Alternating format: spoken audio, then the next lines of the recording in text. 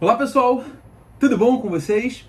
Sejam bem-vindos a mais um vídeo em que a gente trata as medidas do governo para a manutenção do emprego, a manutenção da economia e para evitar a recessão econômica causada pelo isolamento gerado pelo coronavírus. A necessidade de permanência em casa faz com que a economia tenha uma redução da sua atividade e efetivamente pode gerar impactos gravíssimos, como desemprego e efetivamente uma recessão, porque se não houver consumo, não há circulação de dinheiro e as empresas fatalmente elas vão passar por dificuldades e a quebradeira pode acontecer, pode. O governo adotou algumas medidas para evitar que isso aconteça. Uma delas é a prorrogação de prazos por 60 dias, ou seja, o governo entendeu que é possível prorrogar o prazo para o pagamento de tributos por 60 dias. Os tributos abrangidos pela medida anunciada pelo governo são os tributos dentro do Simples Nacional. O regime do Simples Nacional está previsto na Lei Complementar 123, Lei Complementar 123 de 2006. E nessa lei complementar, as microempresas, que são aquelas que faturam até 360 mil por ano, e as empresas de pequeno porte, que são aquelas que faturam até 4,8 milhões de reais por ano, têm o direito de recolher alguns tributos em guia única, com uma redução de carga tributária e simplificação da forma de recolhimento. Por isso, Simples Nacional. Essa redução de carga tributária é muito relevante porque há uma redução importante das contribuições sobre folha de pagamento, além dos tributos em geral, como imposto de renda, CSLL, PIS e COFINS. Ou seja, todos os tributos são pagos numa única guia, reduzindo as obrigações acessórias, que têm um custo altíssimo no Brasil, e além disso, reduzindo a carga tributária per si. O fato é, essas empresas são as mais impactadas pela crise do coronavírus, porque são as empresas familiares, de um modo geral, que prestam serviços e vendem produtos, dependendo do consumo da população. Com o isolamento e a população sem sair de casa, o consumo tem uma redução drástica e, portanto, essas empresas passarão por dificuldades financeiras. O governo federal, pensando nisso, decidiu simplesmente postergar o pagamento do Simples Nacional, que é pago numa guia única por 60 dias. O ponto é o seguinte, passado esse prazo de 60 dias para que a empresa efetue o pagamento do Simples Nacional, perdão, 60 não, são 90 dias, são 3 meses. O objetivo é, a empresa fica 3 meses sem pagar o Simples Nacional e no quarto ela voltaria a pagar o Simples Nacional normalmente. Bom, o ponto principal aqui é o seguinte. Primeiro, o nome desse instituto jurídico é moratória. Moratória. A moratória é causa de suspensão da exigibilidade do crédito tributário prevista no Código Tributário Nacional, artigo 151. No artigo 151 eu tenho todas as causas de suspensão da exigibilidade do crédito e no inciso 1 eu tenho a moratória, que é a dilação do prazo para o pagamento do tributo, que é a dilação do prazo para o pagamento do tributo. A moratória ela é regulamentada no Código Tributário Nacional a partir do artigo 152. E a moratória, como eu disse, é uma postergação do prazo, que nas medidas do governo seria uma postergação por 3 meses ou 90 dias.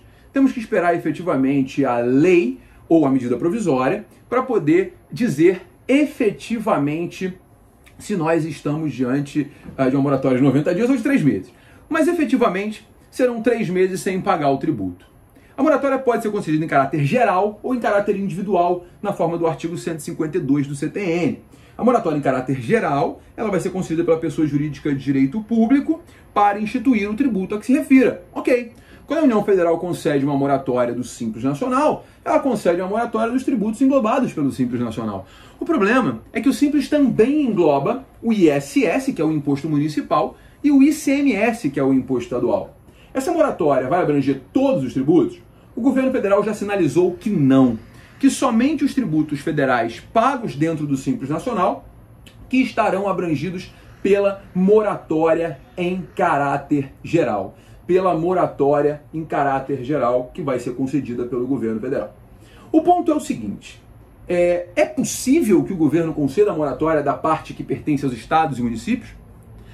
A meu ver, a resposta é sim. é possível. O artigo 152, inciso 1, a linha B, diz o seguinte: a moratória somente poderá ser concedida em caráter geral pela União, quanto a tributos de competência dos estados e do Distrito Federal ou dos municípios, quando simultaneamente concedida quanto aos tributos de competência federal e as obrigações de direito privado. Eu vejo com uma clareza muito grande que, nesse caso especificamente, uma vez que a União está concedendo a moratória dos seus tributos, ela poderia sim conceder uma moratória dos tributos estaduais e municipais, o que geraria uma facilidade muito maior para o empresário.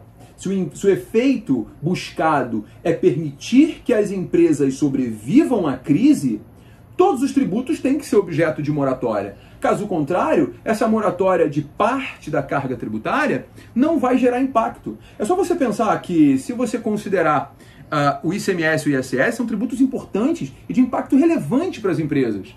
Há uma necessidade de um ajuste para que a moratória abranja, inclusive, os impostos estaduais e municipais. Mas não é esse o objetivo do governo. O que o governo busca efetivamente é a moratória dos tributos federais englobados pelo regime do Simples Nacional.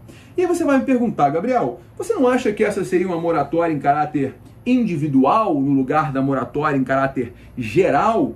Veja, essa moratória ela seria em caráter geral, na minha opinião, porque ela abrange todas as empresas optantes do Simples Nacional. Todas as empresas enquadradas como microempresas e empresas de pequeno porte, não havendo a restrição a um determinado grupo de empresas. Tá? Então, efetivamente, a meu ver, seria possível a concessão da moratória pela União dos tributos de competência dos estados e dos municípios. Se a União não fizer, torço que os estados e municípios tenham a sensibilidade de também conceder moratórias dos seus tributos, para que as empresas possam sobreviver, evitando uma quebradeira geral e um desemprego sem precedentes na história do Brasil.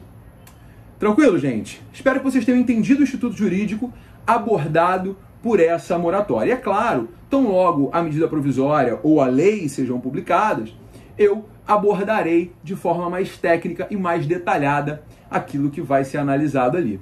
Muito obrigado pelo carinho e, por favor, se você gostou do vídeo, compartilhe, curta e vamos difundir o conhecimento.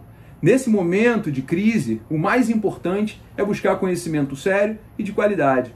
Nada de fake news. Vamos ficar tranquilos e cumprir tudo aquilo que a gente deve fazer. Fazendo a nossa parte, a gente vai conseguir passar por esse momento difícil do país. Um beijo, galera. Até o próximo vídeo.